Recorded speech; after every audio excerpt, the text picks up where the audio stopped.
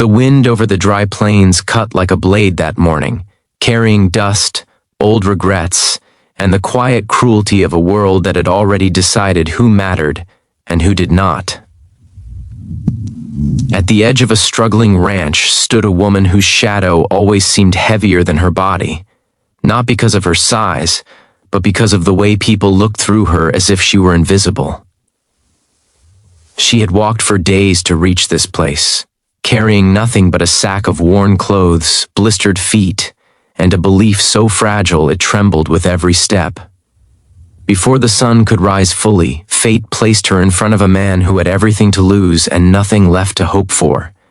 In that moment, two broken lives collided, and neither of them knew that this meeting would quietly rewrite everything they thought they knew about love, worth, and survival. If you believe that kindness still matters, that second chances can change lives, and that people deserve to be seen beyond appearances, please take a moment to like this video, comment your thoughts, share it with someone who needs hope, and subscribe to the channel for more stories that touch the heart. The woman's name was Mara, though few ever bothered to remember it. In the settler camps, she had always been known by harsher labels, whispered behind her back or said outright with careless cruelty. Life had taught her early that softness was dangerous. She learned to walk with her eyes lowered, her shoulders hunched, as if trying to make herself smaller in a world that mocked her for taking up space. She had been passed over for work, laughed out of marriage talks, and treated like a burden even when she worked harder than anyone else. Hunger, however, does not respect pride, and when the settlement began to crumble under drought and debt, Mara was the first to be told to leave. She walked until her legs shook and her breath came sharp and shallow. By the time she reached the ranch, the sky was pale and unforgiving, and the land stretched endlessly, dry but stubbornly alive. The ranch belonged to a man named Caleb, though people in nearby towns spoke his name with a mix of respect and pity. He had once been known as a strong rancher, a man who built something from dust and sweat. But grief had hollowed him out. Loss had turned his eyes distant, his voice scarce, and his ranch into a place that survived more out of habit than hope. He did not believe in miracles anymore, and he certainly did not believe in people.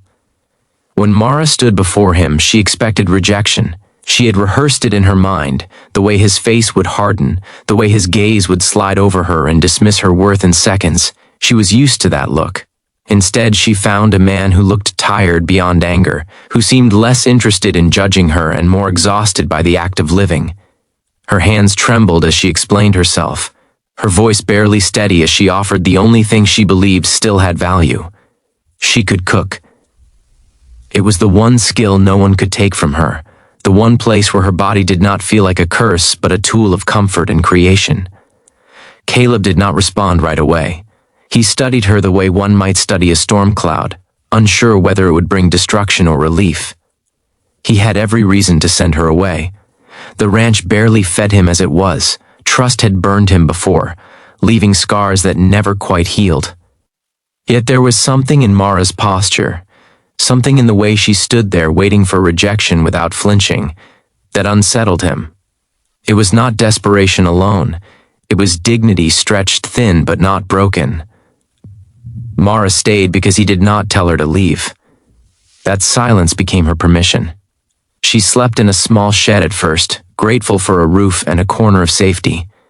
She rose before dawn, cleaned, cooked, and worked the land with a quiet determination that surprised even herself.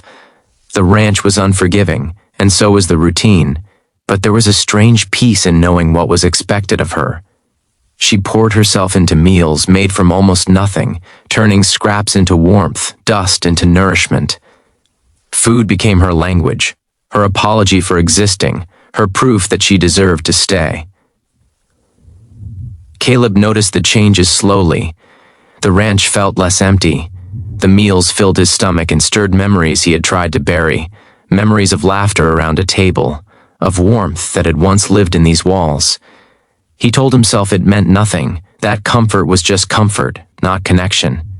Yet he found himself lingering longer near the kitchen, listening to the quiet rhythm of work, feeling something shift inside him that he had long believed was dead. Mara noticed him noticing, and it frightened her. Attention had never brought her kindness before. She kept her head down, her movements careful, her presence unobtrusive. She feared that any mistake would remind him of what the world insisted she was. But days turned into weeks, and weeks into months, and still she was there. Still she worked. Still she cooked. Still she hoped in ways she tried not to name. The ranch faced hardship as it always had, but something was different now. When storms threatened, Mara stood beside Caleb, her strength steady and quiet. When crops failed, she stretched meals further, refusing to let despair win. Her body, once mocked, proved capable of endurance and care that others had underestimated. Slowly, the land responded. Not miraculously, but enough. Enough to survive, enough to breathe. Caleb began to see her not as a burden, but as a presence that anchored him. He saw the way she treated the animals gently, the way she listened more than she spoke, the way she carried pain without bitterness. Her kindness was not loud or performative. It was consistent, resilient, and deeply human. In her, he saw a reflection of his own brokenness, and for the first time, he did not turn away from it. The world outside did not change its cruelty. Travelers passed through and stared. Old acquaintances made careless comments. The idea that a woman like Mara could belong anywhere other than the margins unsettled people. Caleb felt anger rise in him, not the explosive kind, but a protective resolve he did not recognize at first. It surprised him how deeply he cared, how quickly her dignity became something he was willing to defend. For Mara, the greatest challenge was learning to believe she was allowed to stay. Every good day felt temporary, every kindness fragile. She battled the voice inside her that insisted love was not meant for her, that she should be grateful for scraps and silence. Yet the ranch taught her patience, and Caleb's quiet acceptance taught her something even harder. She did not need to shrink to be worthy. She did not need to earn her place through suffering alone. As seasons passed, the ranch grew stronger, not because fortune smiled upon it, but because two people chose not to give up. Their connection was not dramatic or sudden. It was built in shared labor, in quiet meals, in understanding that did not require words. Love, when it finally arrived, did not announce itself. It settled in gently, like rain on dry soil, changing everything without demanding attention. Caleb realized one evening, watching Mara laugh softly at something small and ordinary, that his life had returned to him in pieces he never expected. The woman the world dismissed had become the heart of his home, not because she saved him, but because she reminded him how to live alongside another soul without fear. He saw her fully then, not through the lens of cruelty taught by others, but through the truth of who she was. Mara felt the change too. It came in the way Caleb looked at her without judgment, in the way he trusted her with decisions, in the way her presence was no longer questioned. For the first time, she imagined a future that did not end in abandonment. It terrified her as much as it healed her. Hope, after all, is a risk.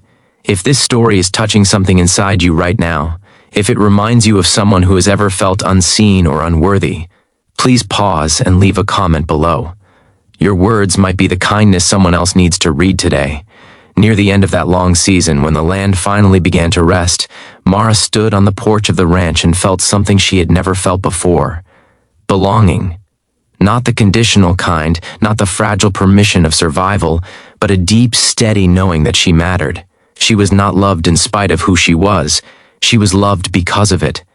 Caleb understood then that the world's cruelty had nearly cost him the greatest gift of his life. He vowed quietly, without ceremony, to never allow that cruelty to define his home again. Together, they had built something stronger than a ranch.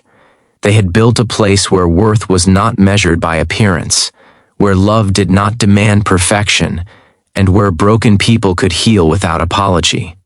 If this story moved you, inspired you, or made you feel seen, please like the video, share it with someone who needs encouragement, and subscribe to the channel so these stories of compassion and second chances can reach more hearts.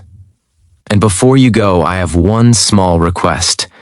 Please comment the word kindness below if you believe that everyone deserves to be loved for who they are. The wind still crossed the plains, and the world beyond the ranch remained imperfect and often cruel.